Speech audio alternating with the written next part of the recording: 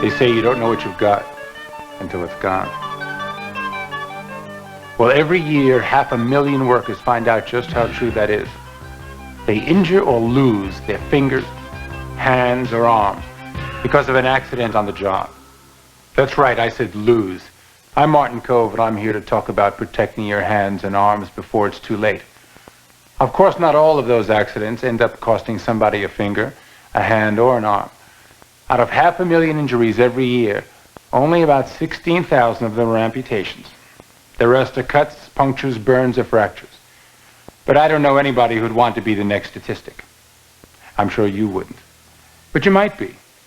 If you're watching this program, your job puts you at risk. Some of those injuries are minor. Some are temporarily or permanently disabling. Almost all of them are preventable, with some caution, common sense, and the right safety gear for your job. There are two basic kinds of hand and arm injuries: traumatic injuries and contact injuries.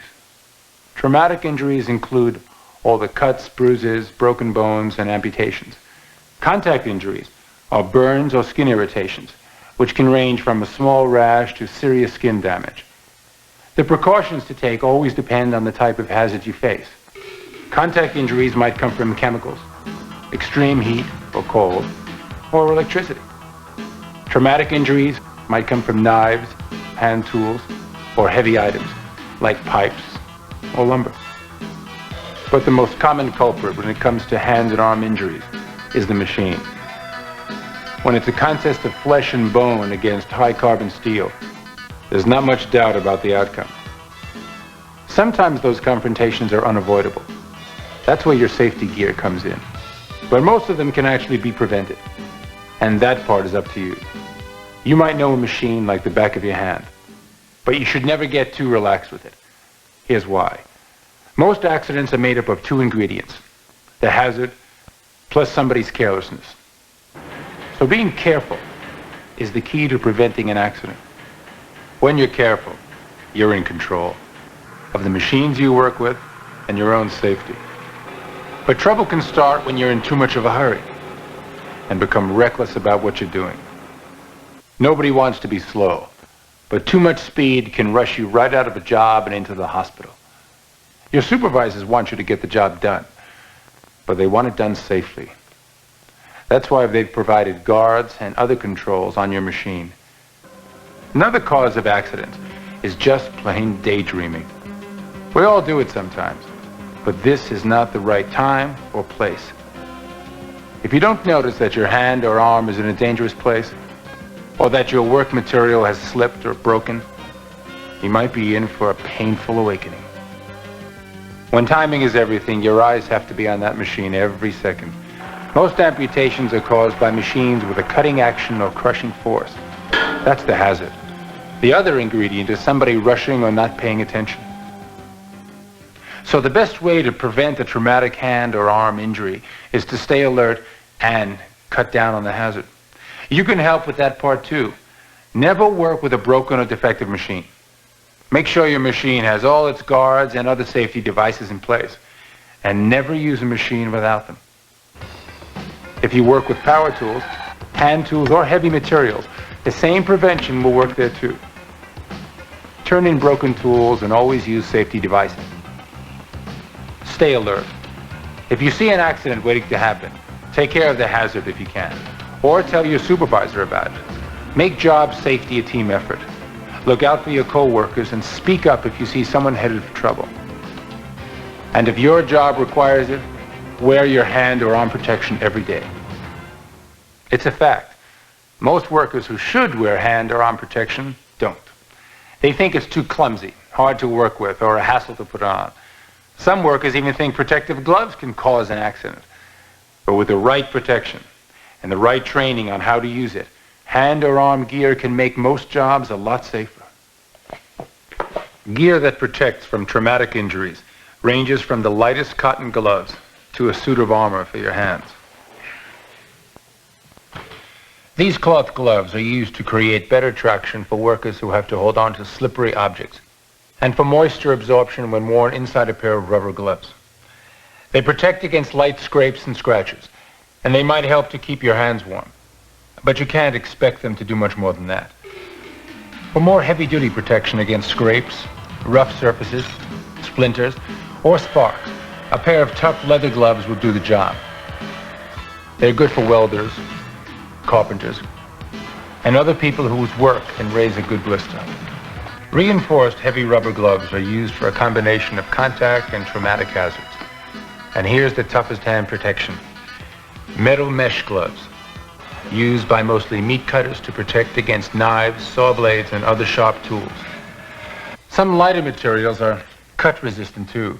They're used for everything from food processing to plastic manufacturing. When we're talking about protection from contact injuries, safety gear is always a must. No matter how careful you are pouring acids or handling other chemicals, you need the right pair of gloves to protect your hands.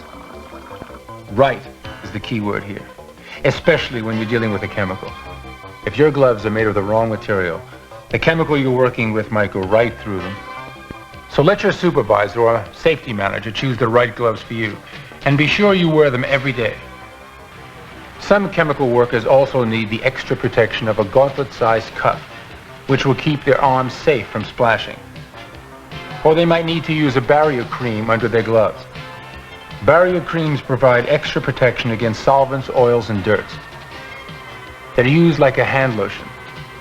Your supervisor will tell you if you need a gauntlet for arm protection or if you should use a barrier cream under your gloves. Make a habit of checking your gloves for holes, cracking, or other damage. Only gloves in tip-top condition will protect your hands against chemicals. So if you have any doubts, trade them in for a new pair. Sometimes even gloves that seem to be in good shape should be thrown away. No glove material will hold up forever. After a while, the chemicals begin to seep right through. Ask your supervisor or safety manager how long you can safely use the same pair of gloves on your job. When you're finished working with chemicals for the day, you should always wash your gloves with soap and water before you take them off. If you don't, the chemicals on the gloves could get right into your hands. And after you take the clean gloves off, wash your hands with soap and water, just to be sure. To protect yourself from thermal burns, another type of contact injury, you need gloves with special insulation. Asbestos gloves used to be the favorite protection, but they're being replaced by synthetic materials or heat-resistant leather. If your job hazard is contact with electricity, your life depends on you wearing the right safety gloves. Different gloves are made to insulate against different voltages. So be sure you wear the right gloves you need for your job's hazards. Electrical gloves have to meet standards set by OSHA, the Occupational Safety and Health Administration, and ANSI, the American National Standards Institute.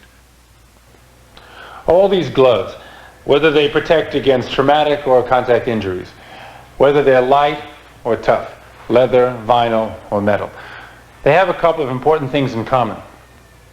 No matter what kind of gloves you need, they won't do the job for you unless they're the right fit for your hands. If a glove is too small, it can cause hand fatigue. If it's too big, it can be clumsy to work with and maybe even dangerous. That's how some gloves get caught up in machinery. So put some effort into getting a perfect fit.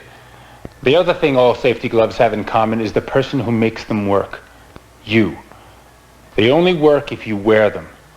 Being careful and alert is important, but if your job requires safety gloves, wear them every day. Your company wants you to help cut down on hand and arm injuries, and they have some pretty good reasons for being concerned. An accident means higher insurance rates, downtime, and the cost of training or replacement. But if it's your hand or arm that gets hurt, it can mean a lot more to you. Sure, you might beat the odds. You might never be one of those 500,000 hurt every year. But are you willing to bet something you wouldn't want to lose? The choice is in your hands.